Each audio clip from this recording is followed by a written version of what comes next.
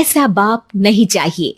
एक बड़े शहर में रतनलाल अपनी बेटी संध्या और छोटे बेटे कुणाल के साथ रहता है। रतनलाल बहुत गरीब है और शराबी किस्म का आदमी है। वो रिक्शा चलाकर अपना जीवन यापन कर रहा है। रतनलाल एक अधेड़ उम्र के आदमी योगेश्वर को कभी कभी अपनी रिक्शा से मार्केट या मंदिर छोड़ता है और कभी कभी बाजार से उसका सामान भी ले आता है। एक दिन रतनलाल योगेश्वर से कहता है, साहब, आपके पास गाड़ी है, फिर भी आप कभी कभी रिक्शा से क्यों जाते हो? इन शहर की गलियों को आराम से देखना मुझे बहुत पसंद है। ठीक है साहब, मैं चलता हूँ, कल फिर आऊंगा। अरे रतनलाल, रुको तो। मैंने सुना है कि तुम अपनी बेटी को कुछ पैसों के बदले किसी को दे रहे हो। अभी किसी को बेचे नहीं तो क्या करे साहब। एक छोटा बेटा है, उसको पढ़ाना भी है, उसकी देखभाल भी करनी है, और अगर मैं बेटी को घर में रखूंगा तो उसकी शादी कैसे करूंगा साहब। तुमको कितने पैसे मिल रहे हैं? अब 50,000 साहब। देखो, मैं तुमको पूरे 20 लाख रुपए देता हूं। तुम अपनी बेटी संध्या को मुझे दे दो। हैं? 20 लाख? धन्यवाद साहब, धन्यवाद। मैं कल ही उसे आपके पास छोड़ जाऊंगा साहब। अगले दिन रतनलाल संध्या को हमेशा के लिए योगेश्वर के यहाँ छोड़ आता है और बदले में 20 लाख रुपए लेकर घर आ जाता है। रतनलाल जिंदगी में पहली बार इतने पैसे पाकर बौखला गया। उसने एक अच्छा घर लिया।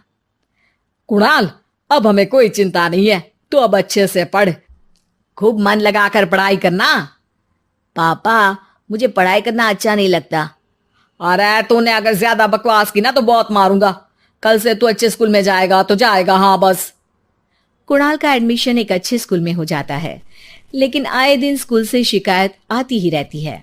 10 साल बाद एक दिन प्रिंसिपल मैडम रतनलाल को स्कूल में बुलाती है। रतनलाल, आपका बेटा कुणाल बहुत आवारा हो गया है और ये बिल्कुल भी पढ़ाई नहीं करता है, बल्कि उसका दिमाग गलत कामों में जा रहा है। अब मैं उससे बात करूंगा मैडम। ठीक है, आज ये आखिरी मौका है, अगली बार तो मैं उसे स्कूल से ही बाहर निकाल दूंगी। रतनलाल घर आ जाता है और कुणाल से कहता है, कुणाल बेटा, मैं तुम्हारे ऊपर इतना पैसा लगा रहा हूं, फिर भी तुम स्कूल में सही से क्यों नहीं पढ़ते हो? आप तो रहने ही दीजिए, मैं सब जानता हूं कि ये पैसा कहां से आया है। और वैसे भी अब ये पैसा मेरा है, मेरा जो भी मन होगा मैं करूंगा। आज के बाद मैं कभी स्कूल नहीं जाने वाला। रतनलाल को अपनी बेटी की याद आती है और वो रोने लगता है। 5 साल बाद कुणाल एक दिन एक लड़की को शादी करके घर ले आता है। पिताजी, ये मेरी पत्नी है स्वीटी। तुमने शादी कर ली? हाँ, शादी कर ली मैंने, दिखाई नहीं दे रहा। और अब से आप फिर से कमाना शुरू कर दो, बहुत बैठ कर खा लिया। कुणाल, तुम इस बुड्ढे को घर में क्यों रख रहे हो? देखो ना, ये शराब पीता है, इसे घर से बाहर निकाल फेंको। अरे स्वीटी, ये मेरे पापा है, कैसे बाहर निकाल दूं? और वैसे भी घर में कोई तो चाहिए ना काम करने वाला, नौकर समझ कर रख लो। इस बुड्ढी को तो घर से बाहर निकाल कर ही रहूंगी मैं कब तक इसके लिए खाना बनाऊंगी। स्वीटी एक दिन घर के बाहर पार्क में अपनी दोस्तों के साथ बैठी होती है। तभी वो रतनलाल को बुलाती है। पिताजी, मेरे कमरे में मैं अपना फोन छोड़ आई हूं, जरा ला कर तो देना। हाँ जरूर, अभी लेकर आता हूं। रतनलाल फोन लेकर आ जाता है। कुछ समय बाद स्वीटी के फ्रेंड्स भी चले जाते हैं। स्वीटी अंदर आकर शोर मचाती है। चोर चोर! कहाँ है चोर? मुझे तो यहाँ कुछ नहीं दिख रहा। अरे ये अलमारी खुली पड़ी है, जरूर किसी चोर ने ही खोली होगी। अरे कौन आया था यहाँ? यहाँ तो पिताजी आए थे बस। अरे बहू, मैं चोर नहीं हूं। मुझे तो आप पर अब बिल्कुल भी विश्वास नहीं है पिताजी, क्योंकि जब आप पैसे के लिए दीदी को बेच सकते हो तो आप चोरी भी तो कर ही सकते हो। अरे लेकिन वो सब तो मैंने तेरे भले के लिए किया था ना। मैं तो कहती हूँ कि हमें इनकी कमरे की तलाशी लेनी चाहिए। तुम बिल्कुल सही कह रही हो, चलो। स्वीटी और कुणाल दोनों रतनलाल के कमरे की तलाशी लेते हैं और उन्हें वहां स्वीटी की ज्वेलरी और पैसे मिल जाते हैं। मैं तो पहले ही जानता था कि चोर आप ही हो। निकल जाओ मेरे घर से और दोबारा अपनी शक्ल मत दिखाना। रतनलाल आंखों में आंसू लिए घर से निकल जाता है। स्वीटी मन ही मन सोचती है, आज तो मेरी प्लानिंग सफल हो गई। जैसा मैं चाहती थी ऐसा ही किया और बड़ी आसानी से उस बुड्ढी को चोरी का इल्जाम लगाकर घर से भगा दिया।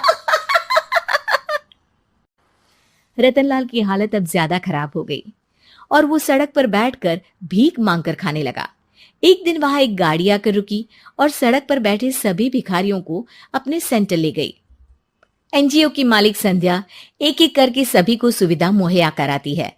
तभी उसकी नजर रतनलाल पर पड़ती है। पिताजी? संध्या तू? पिताजी, आपकी ये हालत कैसे हुई? ये सब मेरे बुरे कर्मों की सजा है जो मुझे मिल रही है। मुझे माफ कर दे बेटी।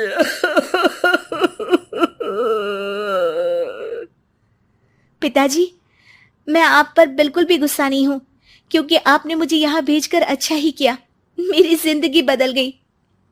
लेकिन ये सब हुआ कैसे बेटा? आप ये नए कपड़े पहनो, तब तक मैं योगेश्वर अंकल को बुला कर लाती हूँ। योगेश्वर अंकल? हाँ अंकल। योगेश्वर जी ने तुझसे शादी नहीं की थी? नहीं तो पापा, उन्होंने तो मुझे पढ़ा लिखा कर इस काबिल बनाया है कि मैं आज सबकी सेवा कर पा रही हूँ। रतनलाल पश्चाताप करके रोता रहता है। तभी योगेश्वर भी वहां आ जाता है। रतनलाल जी, आपकी ये हालत कैसे हुई? इतने सारे पैसों के बावजूद भी? क्योंकि मैंने बेटे और बेटी में भेदभाव किया था। लेकिन आपने ये कैसे किया? मुझे ये जानना है, बताइए। सालों पहले जब संध्या छोटी थी, तब मैंने एक बार एक आदमी से तुम्हें बात करते हुए सुना था, जो कुछ पैसों में संध्या को तुमसे खरीद कर शादी करना चाहता था। मैं उस समय एनजीओ में बच्चों के लिए ही काम कर रहा था और मैं किसी भी लड़की की जिंदगी खराब होते नहीं देख सकता था। इसलिए मैंने अपने जीवन की कमाई का एक बड़ा हिस्सा तुम्हें दे दिया था। सच में कितना गलत था मैं। मुझे माफ कर दो। अब आप दोनों मेरे साथ घर चलो और आज मैं अपना सच्चा प्रायश्चित करना चाहता हूं। योगेश्वर और संध्या रतनलाल के साथ घर जाते हैं। स्वीटी दरवाजा खोलती है। चोर भिखारी, तू फिर से आ गया? चल भाग यहाँ से बुड्ढे। ये घर तुम्हारे बाप का नहीं, मेरा है। बाहर निकलो यहाँ से। रतनलाल कुणाल और संध्या को घर से बाहर निकाल देता है। योगेश्वर जी, अब ये घर आपका है और अब आप यहाँ एक और एनजीओ खोल सकते हैं।